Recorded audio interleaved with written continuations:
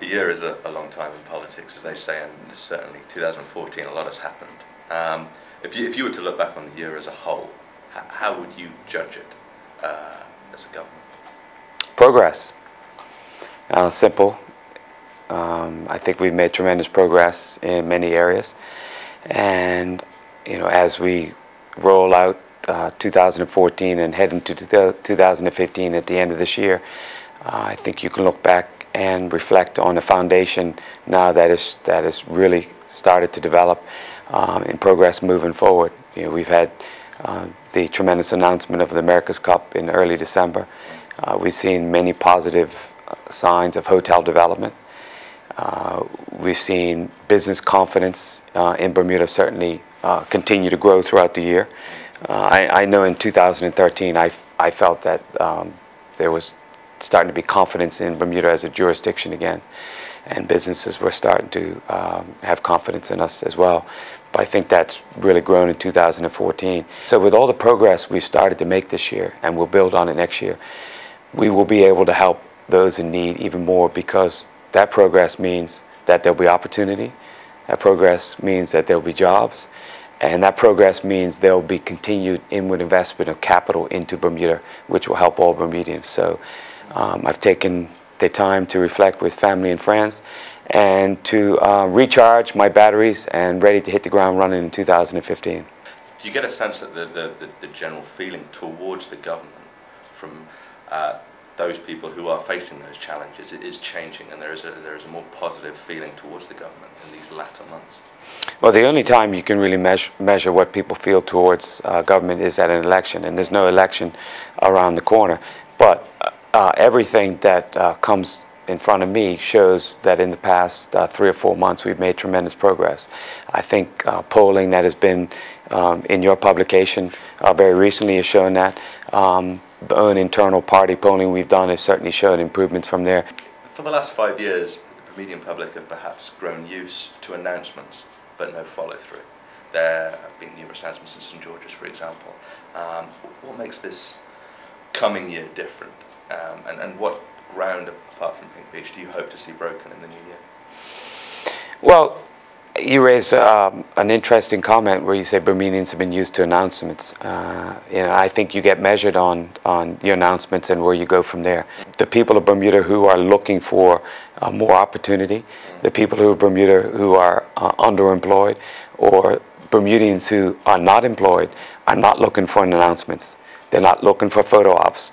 They are looking for hope, and they're looking for job opportunities. And I think that we will deliver on those type of things. You reported in today's daily that there was a jobs fair at the Hamilton Princess. The Princess stated very clearly there will be well over 100 new jobs in this coming year that's coming up. That's real. That's a real announcement.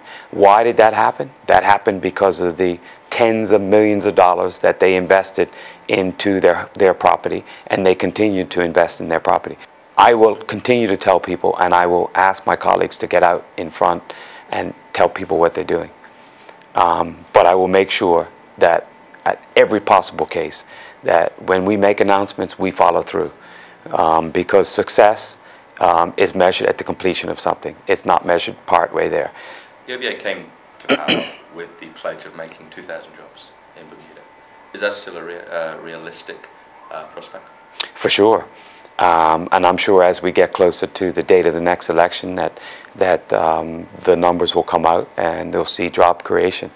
I'm sure we're going to see some very positive movement going forward in a number of the hotel projects we talked about. We've got a number of businesses conferences that are coming to Bermuda. I think that tourism is going to see a brighter year because now the Bermuda Tourism Authority has had a full year under their belt with their marketing initiatives going to start to pay off, and so I think you're going to see job opportunities for Bermuda. What can the people of Bermuda expect next as the sort of the next bit of progress, physical process, in terms of construction? Where do you see that happening? Well, that's a difficult one to come out with any real degree of certainty because there's a lot in the pipeline. The minister gave on the last day of the House, he gave ministerial statement about Deseralis. Yeah. So I'd imagine there'll be a great deal more said publicly about that in the coming months. The EDC continues to meet every Monday, and we get progress reports on all the initiatives that are taking place. Aerial sands are moving forward aggressively. It appears that Morgan's Point is making progress. We know that there's a lot of work that's going to be taking place up in the West End, not only to do with the America's Cup, but the West End has been very aggressive in redevelopment and refurbishing of the dockyard area over the past year or two, so that work will continue. Obviously, with the airport, you're going to see and hear from the Minister of Finance more in the coming months as we work towards getting that spade in the ground and the construction started in that project. At times, you look back and you say, would you like to have done things different? You say yes. You know, maybe it's something as simple as speaking slightly differently to a subject than you did, or recognizing somebody slightly different at the start of a meeting, something like that. Look, I came into office quite suddenly in May. And I think I assimilated quite well to the position, the very strong team around me in cabinet. One of the things that I'm not afraid of, and I hope the people of Bermuda will remember this, is twofold. Is I'm not afraid of advice. I am very open and approachable because I want advice from people. And so I would hope people will continue, as their premier, continue to reach out to me and give me advice, good, bad, or indifferent, because I work for all the people of Bermuda. And so the stronger advice I get, the better decisions we can make and the more progress we'll make together. What do you see as the priorities moving forward? We've talked about the hotel developments that will continue because they've started. But in terms of new initiatives and new legislation that you intend to table? Well, obviously the throne speech in November had just been read 2 months now, and I would suggest that in the November-December session of Parliament, we were very aggressive in dealing with some of those. We saw the Fire Safety Act, we saw the gaming legislation, we saw the medical marijuana. All of those are very positive. We'll see, but I think in the next year going forward, if I had to say 3 things off the bat, and you know, I say that somewhat hesitantly because there are many important issues, but the America's Cup legislation is on the order paper, and that will be debated when we go back into the House of Assembly.